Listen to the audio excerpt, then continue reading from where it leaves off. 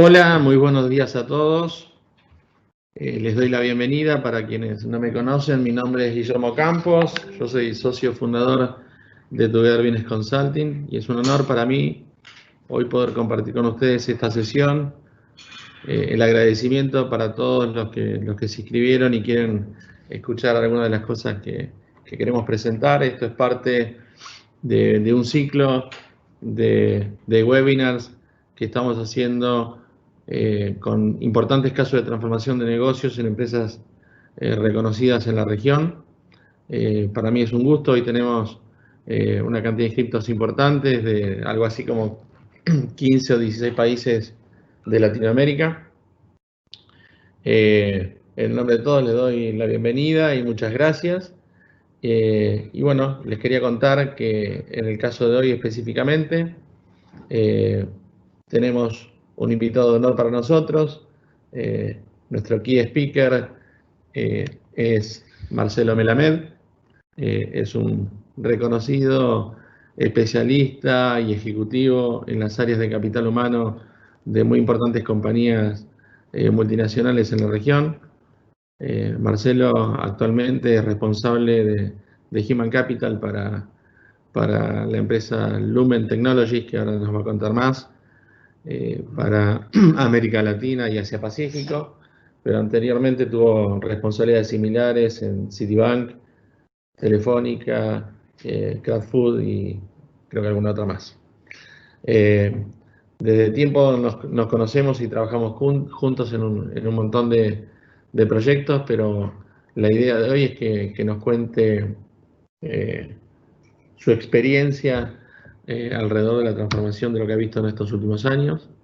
La empresa Lumen es reconocida en el mercado por ser uno de los grandes players en el mundo de los servicios de telecomunicaciones.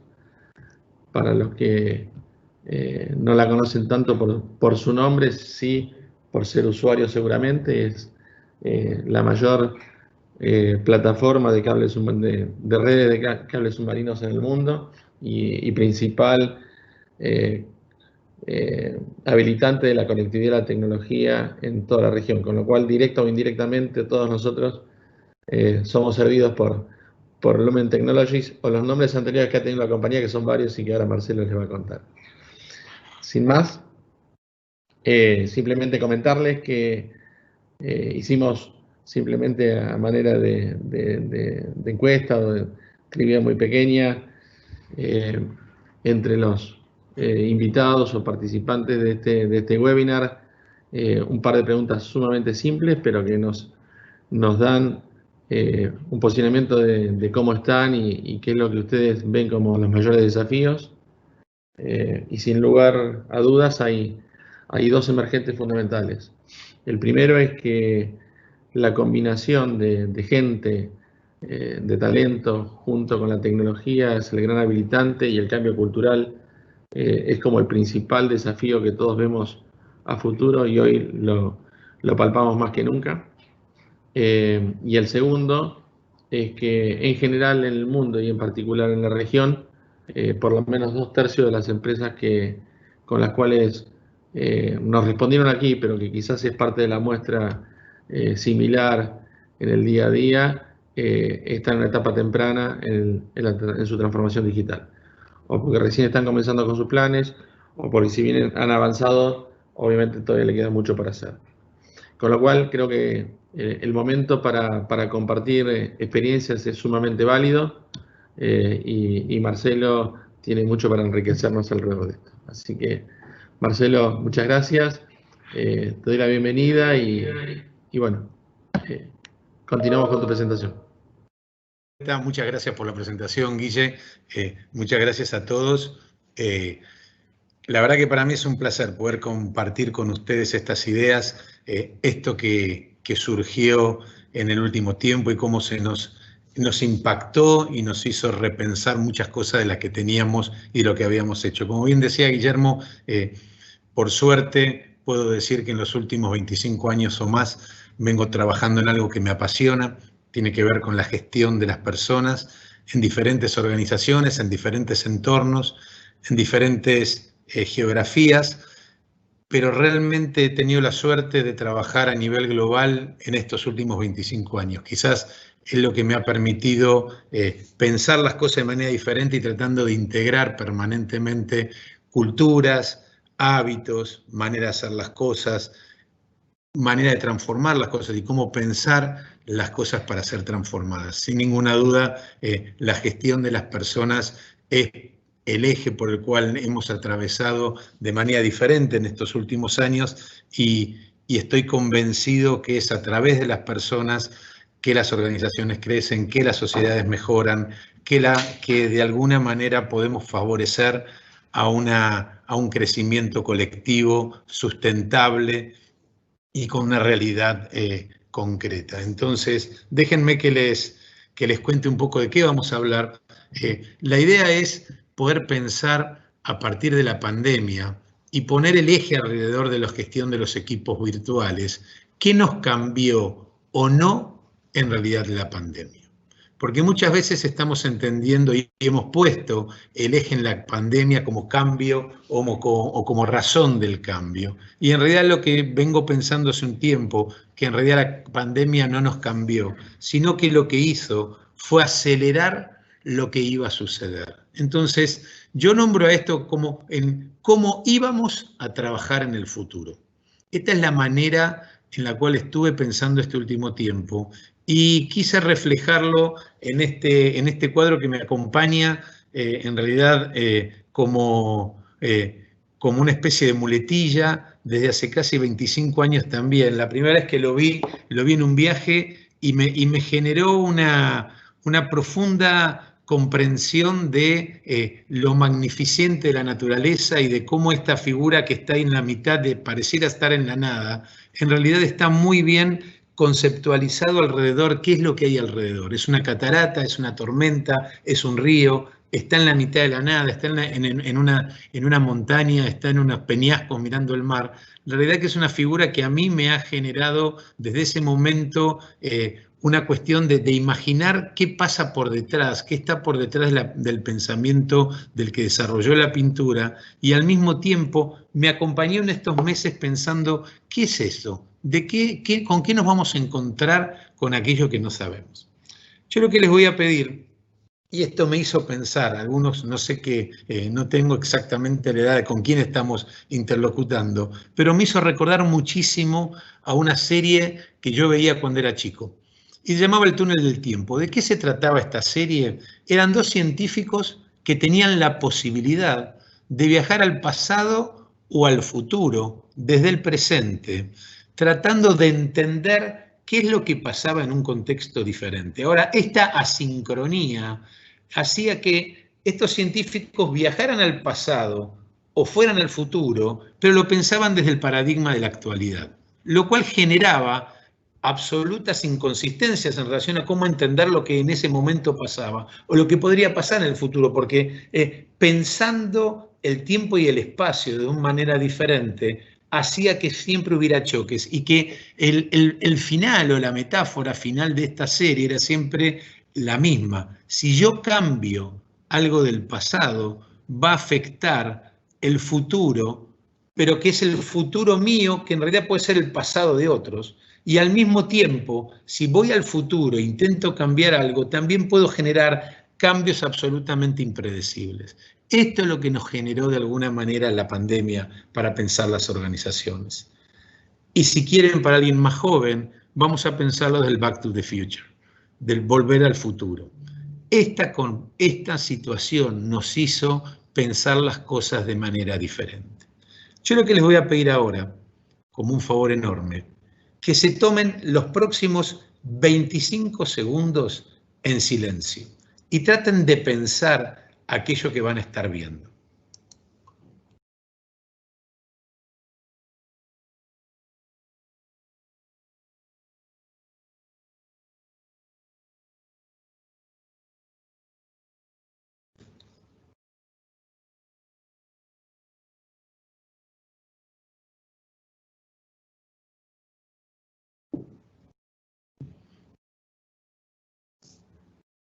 Solo 25 segundos. Solo 25 segundos que parece una eternidad, Y en realidad es parte de lo que no imaginábamos que nos iba a pasar cuando en el mes de marzo nos avisaron que entrábamos en lockdown. No importa en el lugar que estemos. Ustedes están hoy en diferentes países de Latinoamérica. Y la realidad es que, como les decía Guillermo, yo tengo responsabilidad sobre Latinoamérica y sobre Asia-Pacífico. Con una paradoja. En el mes de enero, en el mes de enero estuve en una reunión en Singapur, donde tuvimos la reunión de lo que concentraba todo lo que era la región Asia-Pacífico. Y el 15 de enero llegué a Singapur. En ese momento, cuando pasamos en el aeropuerto, lo que encontramos fue que empezamos a ver gente con barbijo, pero no la habitualidad del barbijo, sino mucho más barbijo en personas que venían de otros países que no era exactamente Singapur. Y a esa reunión no pudieron venir nuestros colaboradores de China porque por primera vez el gobierno chino impedía a que la gente saliera del país por tema del COVID.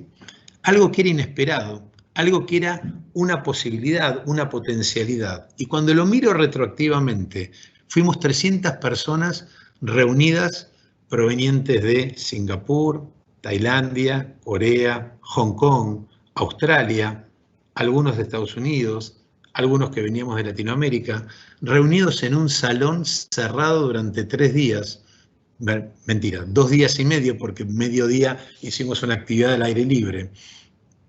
Y cuando lo pienso retroactivamente, que estamos hablando hace menos de un año, pensar lo que significó ese cambio estructural en nuestras vidas y lo asocio al pasaje de las hojas del calendario, cuando primero nos decían que íbamos a estar un mes, después 2 meses, después 3 meses, después 4 meses. Al día de hoy, prácticamente entre 8 y 9 meses, de acuerdo al país en el cual estemos situados, con cantidad de actividades aún reducidas, cantidad de actividades, muchas prohibidas, idas y vueltas que hemos tenido. Países como Brasil que no le prestaron atención en su momento y hoy están volviendo a fase amarilla en San Pablo, con la potencialidad de que cierren algunas playas para el verano.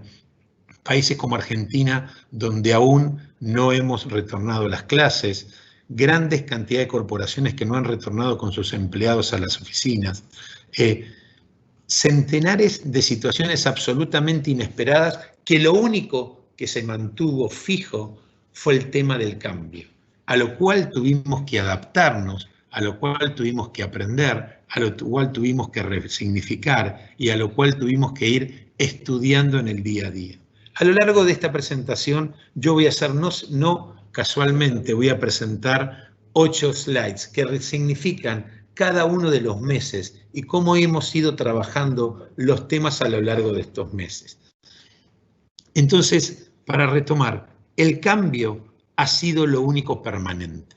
El cambio nos ha generado, nos ha obligado a pensar significativamente en qué es esto del cambio.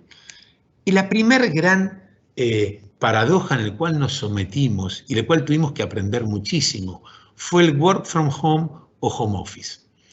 Ya sé que se ha hablado mucho a lo largo de estos meses. Yo quiero refrendar y reforzar el concepto de la diferencia entre uno y otro. Una cosa es trabajar desde la casa. Una cosa es cuando el empleado solicita. Una cosa es cuando nuestros colaboradores nos piden trabajar por alguna situación en especial. Y ha sido, para todos los que trabajamos en recursos humanos, parte de lo que significó el beneficio más requerido, o más admirado, o más pedido y solicitado en los últimos 15 o 20 meses, previo a la pandemia. Compañías que no tenían políticas de work from home, nos sentíamos y se sentían de alguna manera que estaban fuera de mercado. Ahora, aquí la paradoja fue que se nos incorporó el home office.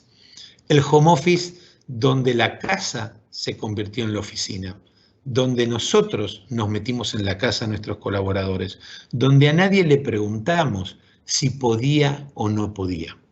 El concepto del querer, poder y deber es lo que trastocó significativamente nuestras relaciones con nuestros colaboradores. Ya no le preguntamos si tiene un lugar donde trabajar, si tiene condiciones ergonómicas, si tiene condiciones de conectividad, si sus hijos pueden sostener el tiempo, sus hijos, su pareja, sus padres, sus mascotas, sus espacios vitales. Nos hemos incorporado y cada vez más hemos normalizado esta situación que paradojalmente hasta ahora no la habíamos pensado.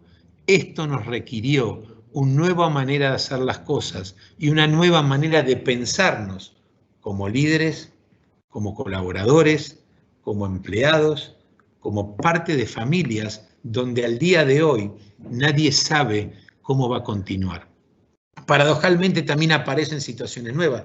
Los que estamos en Argentina hace muy poco hemos leído que surgen nuevas compañías que, por ejemplo, están ofreciendo lugares para hacer una especie de Airbnb, pero de oficinas, donde hay una intermediación entre lo que es la oficina corporativa y los nuevos espacios en los cuales trabajar.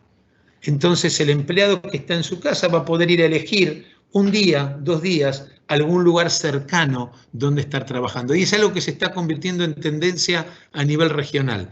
Entonces ya no siquiera estamos hablando del work from home o el home office, sino que estamos hablando de un lugar tercero que no es el headquarter corporativo, sino que es el empleado que va a ir a buscar un nuevo espacio en el cual desarrollar su tarea más allá de lo que pensábamos hasta ahora. Entonces, este work from home o home office se va a convertir en esta nueva instancia. ¿Cómo vamos a gestionar a los equipos en ese lugar? También hemos hablado de la empatía. Y la empatía es algo que, si bien lo teníamos como un precepto y como un concepto generador de relacionarse en las organizaciones, más que nunca tuvimos que aprender a ser empáticos. A ser empáticos porque significaba ponernos en el lugar del otro, pero no solamente ya desde lo físico o lo emocional, sino de la situación que el otro está pasando. Y ya la empatía no pasa simplemente por una cuestión de ver qué es lo que el otro piensa o siente, sino cómo hago yo para pedirle, en qué horarios, en qué momento, cómo hago para entender que el otro posiblemente ya no va a trabajar de 8 a 16 como estábamos acostumbrados o de 10 a 18. Voy a tener que entender que mi equipo también, y lo hemos aprendido en este tiempo, va a poder splitearse en 3 o 4 jornadas a lo largo de la misma jornada. Entonces nos encontramos con colaboradores que trabajan de 6 a 9 de la mañana cuando su familia no está en el homeschooling y luego continúa de 14 a 17 cuando los hijos pueden ser atendidos por algún otro miembro de la familia y termina la jornada a las 10 o 12 de la noche porque es el momento en que mayor tranquilidad hay. La empatía se convierte entonces ya no en cómo entender a mi colaborador, cómo entender si soy un jefe, cómo entender a las personas que están supervisadas por mí, sino que en términos de equipo tenemos que establecer nuevas redes de solidaridad porque tengo que entender qué le pasa al otro, dónde le pasa al otro. Y finalmente entonces de la empatía nos convertimos en solidarios. Y somos solidarios porque a partir de entender lo que al otro le pasa, puedo entender lo que mi cliente necesita, puedo entender lo que mi jefe necesita. Y la solidaridad convierte a toda esta red de relaciones en una red de relaciones mucho más fuerte, en una red de relaciones más sólidas, en una red de relaciones que puede tener sustentabilidad hacia adelante. Finalmente, lo que nos surge es la gestión de la, como llamo yo, la nueva diversidad. Hasta ahora hemos trabajado la diversidad como parte ineludible de lo que es nuestras organizaciones. Solo para contarles, nosotros tenemos una organización absolutamente global presente en más de 60 países del mundo. Y este año hemos construido y se ha consolidado la posición del Chief Diversity Officer. Es una persona de recursos humanos en Estados Unidos que se convirtió en la responsable de generar las políticas de la diversidad y la gestión de la diversidad. Y con una novedad que yo creo particularmente en pocas organizaciones, hemos constituido también el Comité Global de la Diversidad, Inclusión y Pertenencia. Nosotros no llamamos a la diversidad en sí mismo, sino que queremos tener una organización diversa, inclusiva y que pueda generar pertenencia. Y en este Comité Global de la Diversidad, por primera vez, hay personas por fuera de Estados Unidos que formamos parte de ese comité de diversidad. Y lo interesante de todo esto es poder entender que en esta nueva diversidad no solamente nos referimos a la gestión de la raza, del color, de la elección sexual, de la cultura, de la política. Hemos incorporado nuevos condimentos que tienen que ver qué significa la diversidad en cada una de las regiones. Nosotros como región Latinoamérica entendemos que no es lo mismo la gestión de la diversidad cultural que lo que nos pasa cuando trabajamos en Asia. La gestión de la diversidad cultural o la raza en Asia es absolutamente diferente de lo que puede pasar en Estados Unidos, y aún dentro de Estados Unidos tampoco es lo mismo un estado y otro estado. En Europa, obviamente, la gestión de lo que tiene que ver con la inmigración o el desarrollo cultural es muy diferente de lo que nos pasa en India.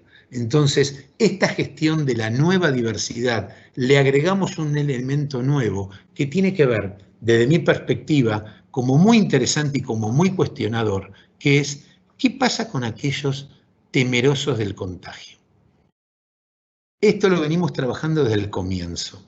¿Por qué respetar la diversidad de razas, religiones o elección sexual y no empezar a pensar cómo vamos a gestionar a aquellos que, o porque pertenecen a los grupos de riesgo, o porque atienden a alguien con el grupo de riesgo, o porque tienen una familia con alguien que pueda estar enfermo o que podría contagiarse? ¿Cómo vamos a gestionar esta nueva diversidad? Es un elemento nuevo que estamos manejando a nivel global y lo estamos pensando en términos de al respeto a la propia identidad en relación a la pandemia también y a la enfermedad también. Entonces, la gestión de la diversidad y de esta nueva diversidad es un nuevo elemento.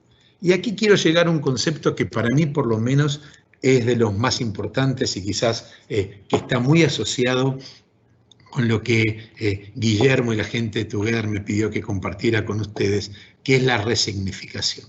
La resignificación, como concepto teórico que proviene de la lingüística, es cómo le damos un nuevo sentido a los hechos a partir de mirarlos retroactivamente. ¿Sí? Entonces, no es lo mismo. Ustedes saben que el lenguaje se construye y se constituye no de atrás hacia adelante, de adelante hacia atrás, sino de atrás hacia adelante. Cuando terminamos de poner un punto, vamos a darle sentido a la frase que queríamos denominar. Y en esta resignificación es lo que quiero centrarme en un momento. Porque la resignificación de la pandemia nos ayudó a pensar cómo habíamos preparado nuestras organizaciones para situaciones determinadas. Solamente para dar algunos ejemplos. De un día para otro nos enteramos de que la gente no podía salir de su casa.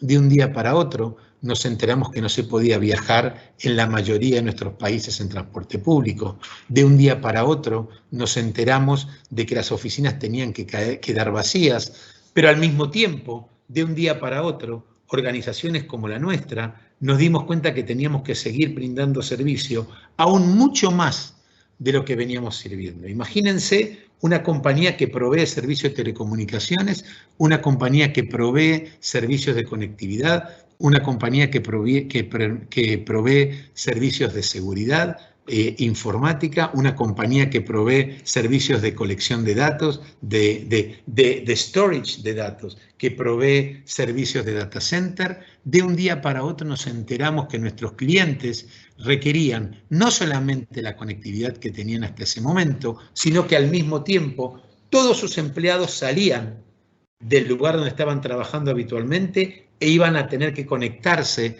a sus oficinas de manera remota. Esto fue un desafío gigante para los casi 60.000 empleados que tenemos a nivel global y de los cuales el 85% de un día para otro pasaban a trabajar desde su casa. Para nosotros también era un gran desafío. Y en todo esto de la resignificación, entendimos entonces que la transformación que habíamos iniciado hace muchos años tenía realmente sentido. Que cuando hablábamos de digitalización no era simplemente hablar de teoría, sino que podíamos mantener el vínculo con nuestros empleados, el vínculo con nuestros clientes, el vínculo con nuestros proveedores, exactamente igual que cuando nos habíamos pensado y habíamos definido qué eran estas transformaciones. Y en estas transformaciones, como llamamos nosotros, hay 4 elementos clave. Un primer elemento que lo asocio al primer mensaje que dio el CEO de la corporación el día que definimos entrar al lockdown. Pusimos 4 prioridades básicas de trabajo. Primero, antes que nada, la salud de nuestros colaboradores. Segundo, la salud de nuestra red operativa. En tercer punto, y como consecuencia de la red operativa, el tercer punto eran nuestros clientes. Esfuerzo monumental por satisfacer las necesidades de nuestros clientes. Y como cuarto elemento, el aceleramiento de todo proceso de transformación digital. Entonces, les pido por favor que vuelvan a pensarlo y a visualizarlo de alguna manera como se los estoy transmitiendo. Nuestros empleados, la red, nuestros clientes y la transformación digital. Ahora, todo esto hubiese sido imposible de llevar adelante de un día para otro si no hubiésemos estado trabajando previamente. Y esta transformación cultural, entonces, como ejemplo de lo que hicimos en la región, nosotros hace prácticamente 8 años hicimos una transformación importante de nuestro CRM, de nuestro sistema de relacionamiento con nuestros clientes. Ahora, este proceso de transformación del CRM, que era muy importante en términos del impacto, como decía Guillermo antes, esta compañía que hoy se llama Lumen tiene 25 o un poco más años de antigüedad y en realidad comenzó siendo IMSAT, que era una compañía argentina que se regionalizó. IMSAT fue adquirida por Global Crossing. Global Crossing fue adquirida por Level 3. Level 3 fue adquirida por CenturyLink. Y luego CenturyLink este mismo año hicimos una distribución de funciones y un cambio en la metodología de trabajo y nos transformamos en Lumen, que Lumen es una compañía que básicamente está acompañando a nuestros clientes y liderando lo que es la 4ª revolución industrial. Pero siendo un poquito más atrás en el tiempo, hace 8 años, cuando en ese momento estábamos transformándonos de Global Crossing a Level 3, hicimos un cambio en nuestro CRM. Y que lo que parecía simplemente un cambio de sistemas se terminó convirtiendo en un gran pain point, como lo llamamos nosotros. En una reunión del comité regional nos dimos cuenta que nuestros clientes estaban recibiendo cada vez peor servicio, que nuestras ventas no crecían, que nuestros empleados estaban insatisfechos y revisamos qué es lo que había pasado.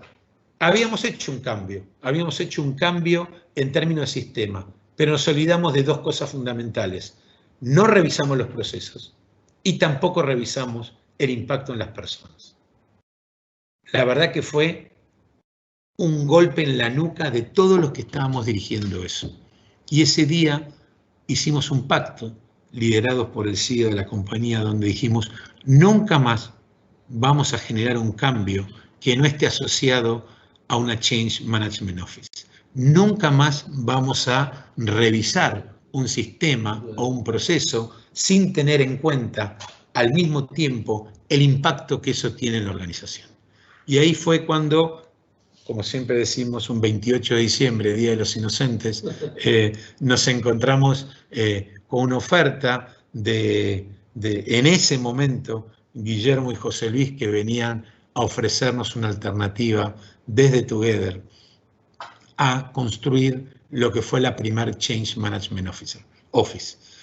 Y puedo decir con mucho orgullo y satisfacción, realmente, de que desde ese momento lideramos una Change Management Office para cualquier otro proyecto que tengamos en la organización.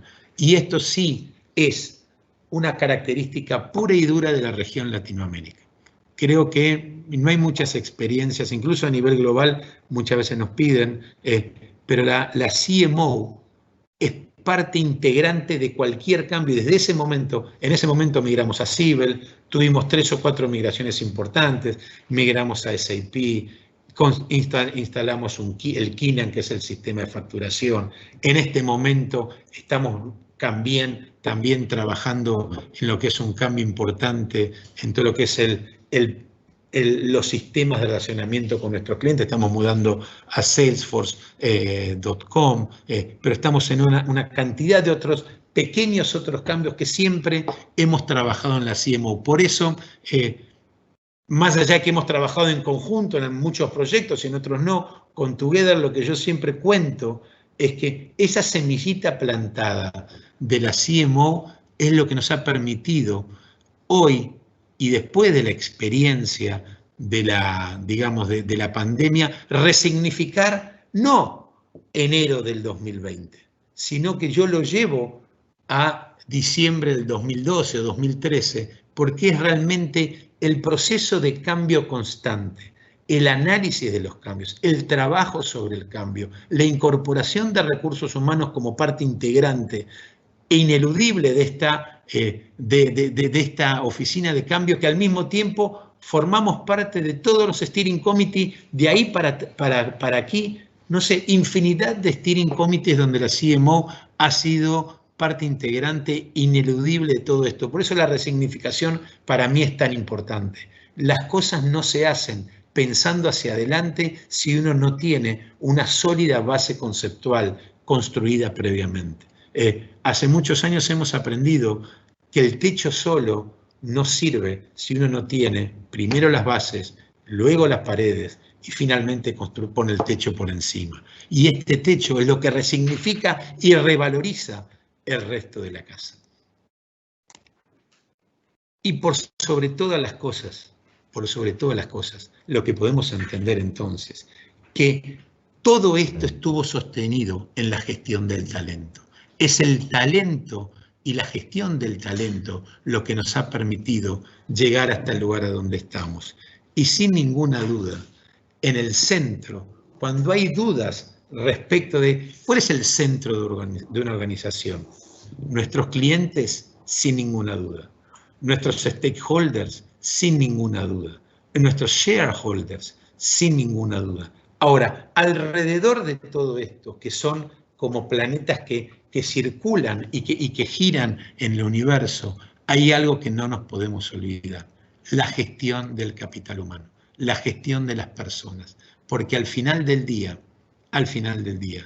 todo se puede hacer, todo se puede pensar, pero si no hay una base sólida de personas que estén comprometidas, que estén incorporadas, que estén muy comprometidas en aquello que se esté haciendo y que entiendan lo fundamental del negocio, es imposible avanzar. En estos últimos días de pandemia, en estos últimos meses de pandemia, hemos aprendido que hay múltiples nuevas maneras de hacer las cosas. El gaming, la medicina virtual, la posibilidad de encontrarnos a través del Teams. ¿Quién trabajaba tanto con el Teams, el Zoom? Hemos aprendido que hay infinidad de nuevas cosas que han surgido y más que surgido, han emergido, como digo yo, en este nuevo mundo en el cual nos estamos involucrando. Ahora, siempre sostenidos por nuestro talento, siempre sostenidos por aquellos que han construido las organizaciones a este momento. Muchas gracias. Me gusta mucho pensar este tiempo, me gusta mucho que revisemos entre todos como organizaciones lo que ha sucedido y este acelerador exponencial. Sé que se habla mucho de la exponencialidad. A mí me gusta mucho decirle el acelerador, pero el acelerador, como les decía antes, de la resignificación, no un acelerador o la exponencialidad sin saber hacia dónde vamos, porque tenemos que revisar para poder aprender qué es lo que pasó. Entonces, muchas gracias, y lo que les quiero decir, quédense tranquilos, todo va a estar bien, Recursos Humanos está aquí con ustedes. Muchas gracias. Bueno, Marcelo, muchas gracias. Extraordinaria la charla, me encantó.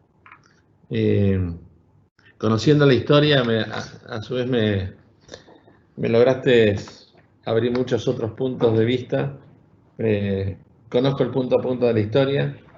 Me encantó el cierre alrededor de la resignificación. ¿Sí?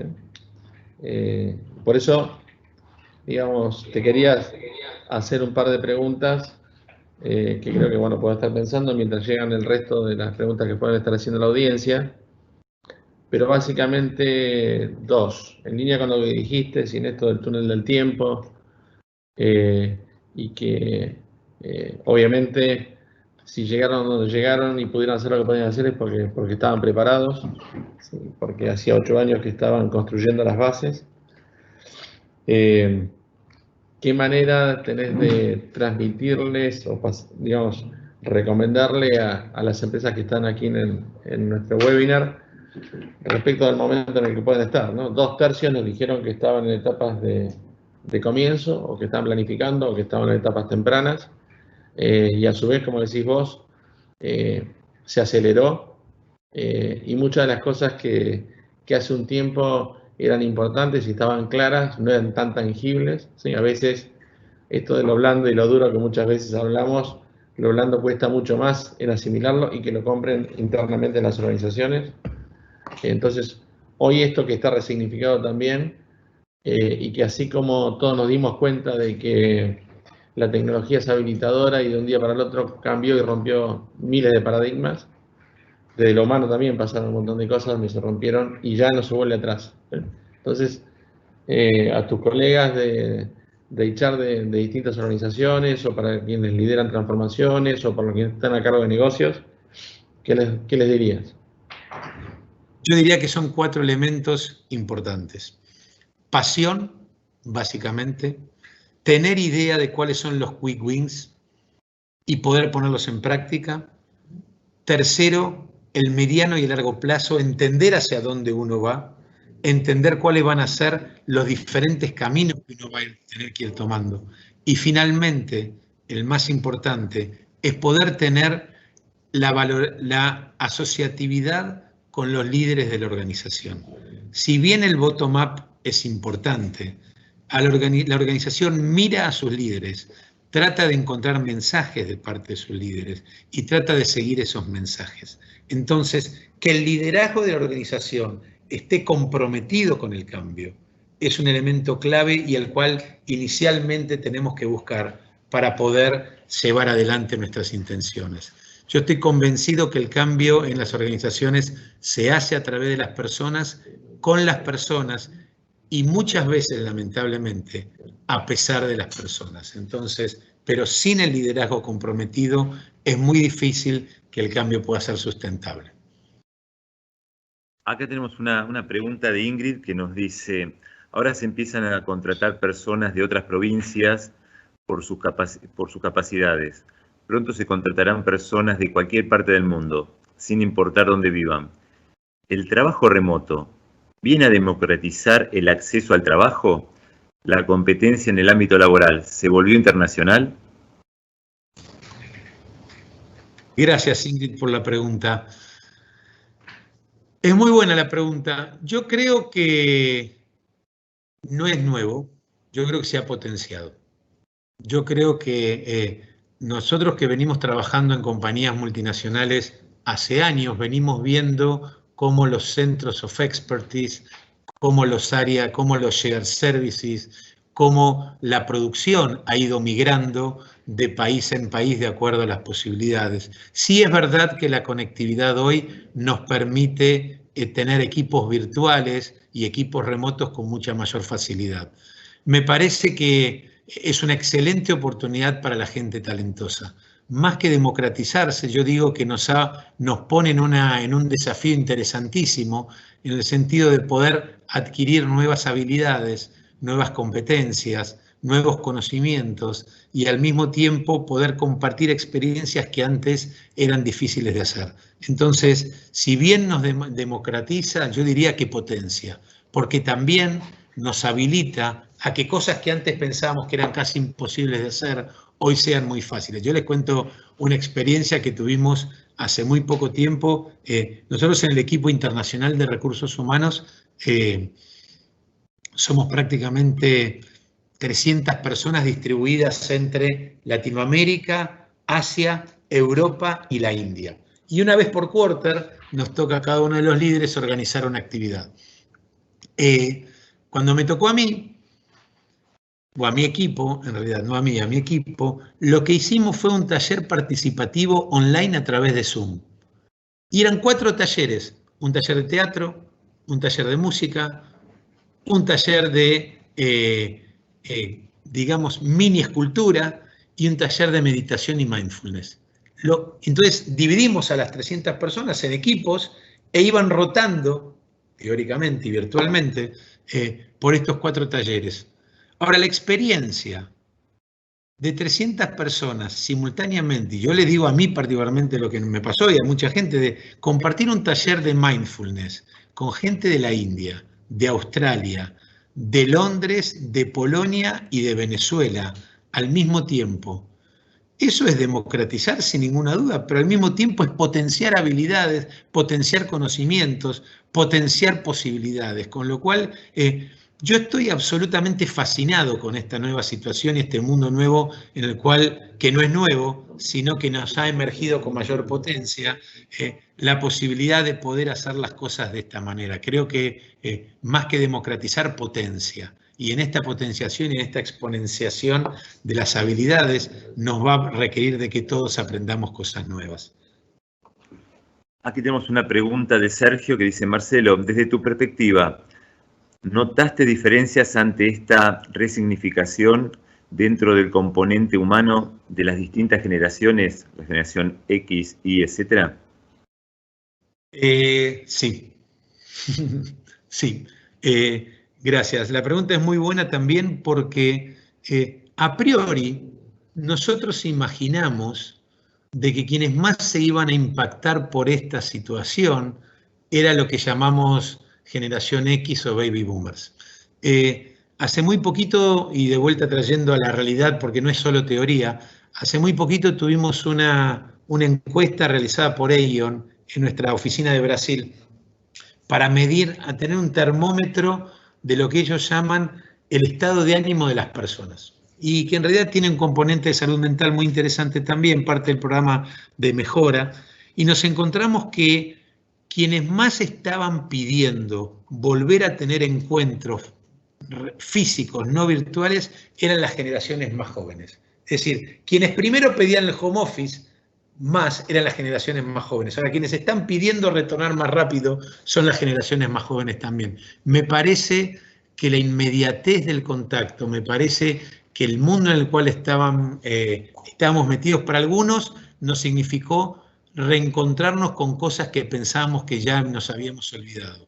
La calidez de la casa, el poder no viajar, el poder estar más tiempo con nuestra familia.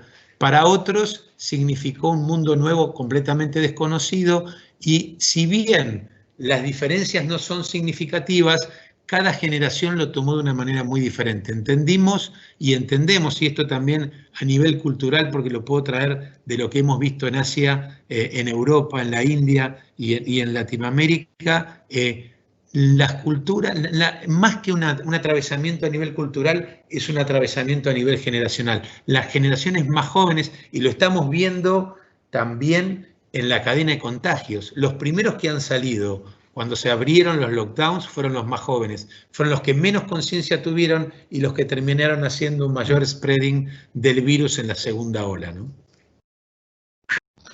Genial, Marcelo. Tengo una pregunta más, y creo que ya estamos casi sobre la hora, pero digamos, por tu responsabilidad y experiencia en la región que abarca Latinoamérica con todas sus diferencias y Asia Pacífico que es bastante diferente a nosotros, y entendiendo que quien nos estamos escuchando hay una diversidad también creo que hay como 17 o 18 países representados en los que hoy estamos acá. Eh, y todo esto que vinimos hablando que rompe las barreras, ¿no? Entonces, en el tema laboral y lo que dijiste vos, lo que preguntó Ingrid, es claro que las barreras geográficas se rompen, ¿no?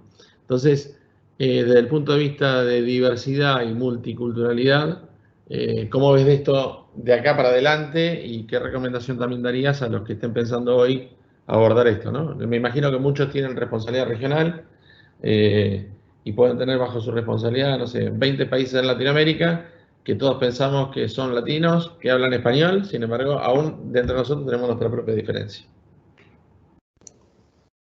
Buena pregunta, Guille. Yo tengo una particular visión de lo que es la globalidad y lo que es la globalización y lo que es la multiculturalidad y la diferencia. Y la realidad no es mía, lo leí hace muchos años de Umberto Eco. Umberto Eco, apenas empezamos a hablar de globalización, él planteó que en realidad nos estábamos yendo a la nueva Edad Media. Y él decía que lo que estábamos yendo en realidad era a una multiplicidad de nuevas ciudades-estados que cada uno iba a tener sus propias,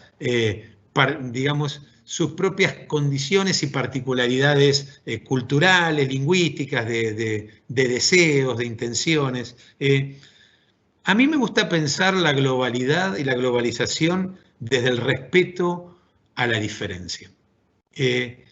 Creo que si podemos pensarlo desde ese lugar, nosotros siempre decimos, cuando hablamos de Latinoamérica, decimos, cuando tenemos reuniones en Latinoamérica, decimos, nosotros tenemos 16 países en los cuales trabajamos, 2 idiomas y 4 usos horarios. Y cuando hablamos de APAC, tenemos 11 países, 15 usos horarios y posiblemente 18 idiomas. A mí me gusta pensarlo desde la diversidad. Nada, ni aún dentro de la Argentina, somos todos iguales. No es lo mismo un porteño que un mendocino, que un jujeño, que un correntino. Y un chileno no es lo mismo que un peruano, y un venezolano no es lo mismo que un colombiano, y un brasilero de Río no es lo mismo que un brasilero de San Pablo, y un mexicano no es lo mismo que un, que un panameño. Sí me parece que lo que podemos construir por sobre todo esto es la identidad cultural de las organizaciones, que está por encima del país al cual nosotros estamos hablando. Entonces, yo lo que les sugiero, no soy quien para sugerir, yo lo que comparto como experiencia propia es que en tanto y en cuanto podamos tener una cantidad de valores unificadores y principios sobre los cuales trabajar y poder construir lo que los franceses llaman el savoir-faire o el saber hacer propio de la organización, el ADN, eso nos va a ayudar a superar las barreras geográficas. Pero al mismo tiempo, entendiendo que estas barreras geográficas también sirven para reconocer las diferencias desde el respeto y la diversidad. Entonces, yo me siento o nosotros como organización, nos sentimos muy orgullosos de la manera que hacemos las cosas y de los servicios que proveemos y lo que queremos darle digamos, creemos que podemos hacer cosas fantásticas para hacer que el mundo del futuro y de los seres humanos que construimos este mundo tengamos la oportunidad de comunicarnos, de pensar las cosas de manera diferente, de hacer las cosas de manera diferente y de ayudar a construir esta nueva realidad interconectada, mucho más segura. Entonces, es eso lo que yo sugeriría, que cada uno pueda buscar la identidad de la organización, que esa identidad de la organización sea multicultural, sea diversa, sea inclusiva, sea integrativa y que al mismo tiempo pueda mantenerse dentro del boundary del ADN de la organización. De esa manera me parece que hay mucha mayor posibilidad de sustentabilidad futura. Marcelo, una última pregunta llega. de Alba Bravo de Colombia. ¿Qué consejo daría a los empresarios que sin darse cuenta han puesto una sobrecarga a sus trabajadores que se encuentran en trabajo en casa y que hoy experimentan una fatiga física y mental, pues es más esfuerzo y aparentemente menos resultados? Nosotros lo que pensamos, yo lo pienso particularmente y tratamos de que nuestro equipo piense en lo mismo. Las vacaciones en el mundo moderno es algo que está instalado en la mayoría de las legislaciones laborales. Y las vacaciones tienen una doble vía. Es un derecho del trabajador, pero es una obligación de quien le da trabajo. Pensar de que alguien es interminable, que va a trabajar toda su vida a destajo, eso es nuevamente pensar en el corto plazo y no en el mediano y en el largo plazo. Entonces, yo más que consejo o más que, digamos, yo vuelvo a plantearlo como sugerencia. A mí me parece que si queremos pensar en la sustentabilidad, si queremos pensar en el largo plazo, si queremos pensar en la diversidad y la inclusión, tenemos que preguntarle a la gente qué necesita. Y como yo les decía antes, desde la empatía, darnos cuenta cuando alguien no puede más, cuando alguien lo necesita, y básicamente entender que no todos tenemos el mismo estilo de respuesta. Hay gente que puede trabajar durante meses sin descansar y no pasa nada. No significa que sean más productivos. Hay otros que necesitan su descanso o su balance. Entonces, yo lo que sugiero es poder tener la capacidad de empatía para ver qué es lo que necesita cada uno de sus colaboradores. Cada uno en su justa y sana medida. Entendiendo que esto ha sido un esfuerzo adicional para todos nosotros, sin ninguna duda. Pero también entendiendo que a lo largo del camino, si no, vamos a perder muchos soldados. Y no hace sentido. Es mejor poder respetar la necesidad del otro, que seguramente va a ser la mejor manera de respetar las posibilidades de tener mejores resultados a nivel de organización. Bueno, Marcelo, muchísimas gracias.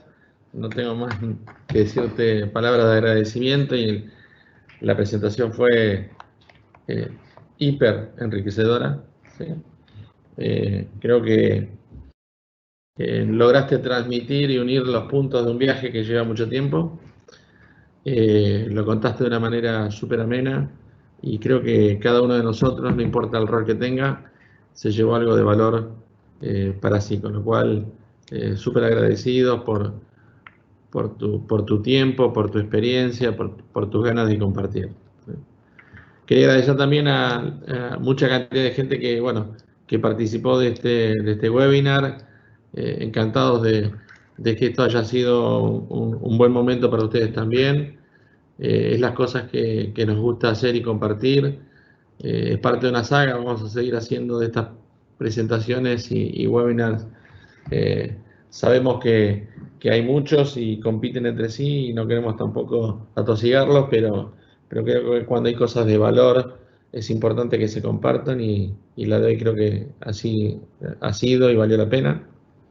Quería agradecer a nuestros socios de Nexia Internacional y a toda la red de las firmas Nexia en Latinoamérica, que juntos trabajamos para dar un mejor servicio entre las firmas hermanas de la región y así poder atender y servir mejor a nuestros clientes. Y por último, agradecerles a todos los que hicieron posible esto, a nuestro equipo de marketing y comunicaciones y a todos los líderes que ayudaron por detrás para ordenar, ejecutar todo esto que ha sido impecable. Así que muchas gracias, que tengan un buen día y un agradecido de haber estado acá. Gracias. Muchas gracias.